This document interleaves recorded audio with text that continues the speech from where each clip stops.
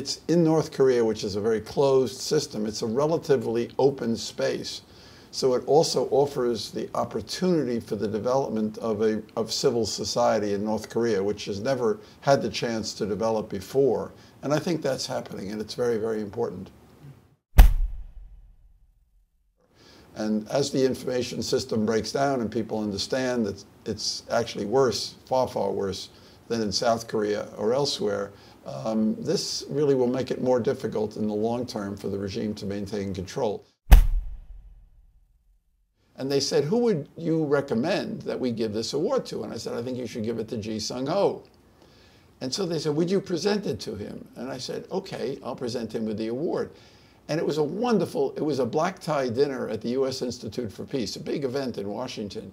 And it was a very moving event, and people learned about who this person was, this remarkable story of somebody who, lost an arm and a leg when he fainted when he was on a train and fell off the train when he was trying to steal coal during the famine so that he could trade it for some corn.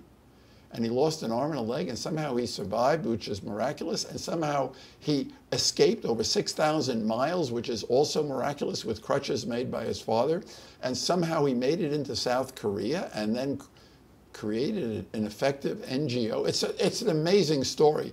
And I told that story, and it was a wonderful event. I believe that's how he became known to Washington. This was an event on October 28th.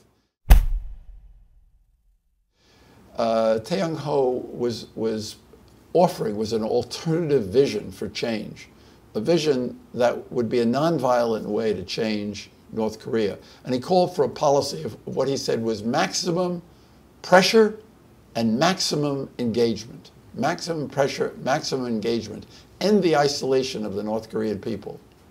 And I was struck by the fact that when Vice President Pence went to the Olympics, that's exactly what he said: maximum pressure and maximum engagement.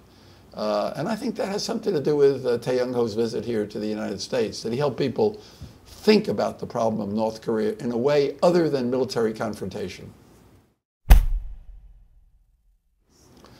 My own personal view is that given the tensions in the relationship and the danger of military conflict, I was pleased that they were at the Olympics. I was not against that because it changed the narrative. It lowered the temperature a little bit. But that's not going to bring to change in North Korea. I mean, look, you cannot have peace with a totalitarian regime.